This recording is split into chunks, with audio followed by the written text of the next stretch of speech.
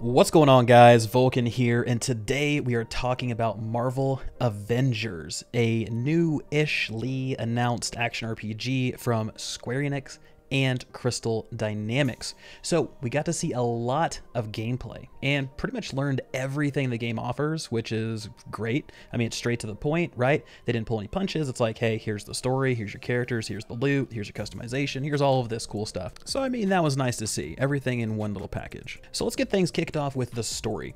Now, Marvel Avengers revolves around eliminating a classic threat named MODOK. Comic fans probably recognize the name because this guy has been around forever. I mean, I myself am not a comic reader, and so I've vaguely heard of him over the years, but MODOK also isn't a solo gig this time around. He has help from an organization called Advanced Idea Mechanics, also known as AIM. And through this whole story, you're going to play as Captain America, Iron Man, Black Widow, Thor, Hulk, or Mrs. Marvel through the story missions, and then be able to choose one of them as your hero for group missions. Other than that, we don't have a ton of info on story at the moment, but I mean, honestly, that's okay, right? I'm more focused on the loot, which we're going to be talking about right now. So Marvel Avengers has loot, and not just costume pieces, but actual loot. Right? Loot that drops. It has gear perks, various rarities. You can upgrade it, you kind of build around it. So here's an example from a weapon for Iron Man.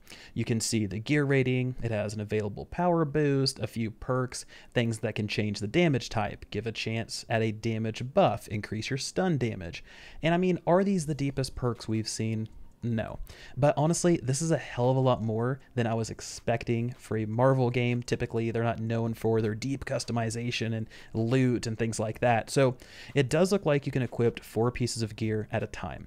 My guess is a melee weapon, a ranged weapon, a chest piece, and a thruster for Mr. Iron Man here. And I bet the other heroes have different slots available that make sense for them, right? You're not going to put a thruster on Black Widow like you're not going to give Captain America's shield to Hulk. So these are all kind of things that come into play. And as long as gear is interesting and you can build around it, then I don't think the 4 slots are going to be suffocating. I think it's going to be enough, but that all depends, like I said, on gear. Now, loot itself drops from enemies, chests in the world. It's a reward for missions. You can also get something called a pattern as a reward, which is a cosmetic outfit that you then decipher and then you can equip on your hero.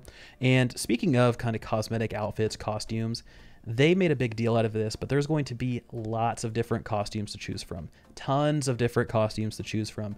They mentioned they have all of the staples from over 80 years worth of history from Marvel, which is a lot. And they kind of rolled through a few of them. They look pretty slick. We got to see Hulk in like a mobster outfit. That was cool. But a lot of that type of stuff. So you're going to be able to really kind of customize your hero as you would like for the most part. Now, besides out in the world loot drops, you can also get them from factions. So there's going to be multiple factions in the game that you can earn reputation with, which will then unlock vendors, allow you to earn exclusive loot, and provide you with unique mission challenges. They didn't dive too deep into this, but what I'm guessing is we're going to see some legendary style missions from these NPCs that might be pretty specific towards themselves. For instance, you have like Nick Fury from S.H.I.E.L.D., and you might have to complete missions that are iconic to that storyline. So expect those type of things. I think that would be a really cool thing for them to add and to really kind of neat homage for comic fans out there. So keeping the customization theme rolling, let's go ahead and let's jump into skills. Each hero is going to have 4 skill trees to invest into: melee, ranged, intrinsic ability, and intrinsic overcharge. As you gain experience, you're going to earn levels and skill points. These skill points can be used to unlock different skills, combos, and support abilities. We also see some other tabs next to mastery called specialty and primary. So my guess here is these are going to give some modifiers to your basic attacks and maybe some of your iconic skills that we know that heroes have. And in addition to anything you unlock on the trees, you also have 3 heroic skills that you can use. Assault, which is all-out offense and charges the fastest. Support, which helps out your teammates. For instance, Thor can give his teammates a shield and extra lightning damage on their attacks.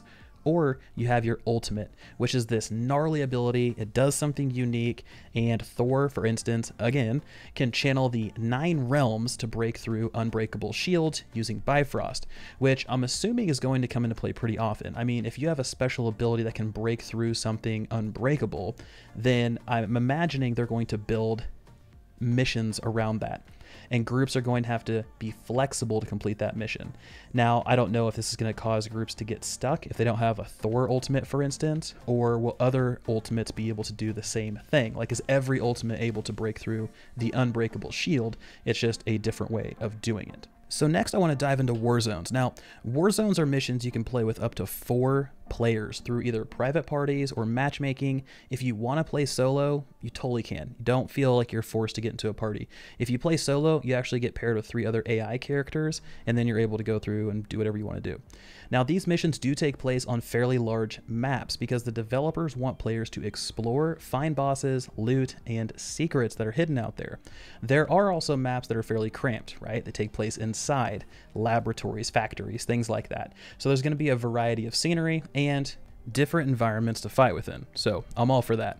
Missions do have multiple difficulties, and hopefully the rewards will scale with those difficulties. So my question is, are war zones endgame? Is this the repeatable content? Is this what our developers want us to spend the most time on after the story? Are we going to be spending all of our effort out in war zones in order to get loot, things like that? Or are there going to be other things coming down the pike? That's my question right now. So let's talk about post-launch price tag and release date. So Marvel Avengers is launching on PlayStation, Xbox, and PC September 4th this year for $60.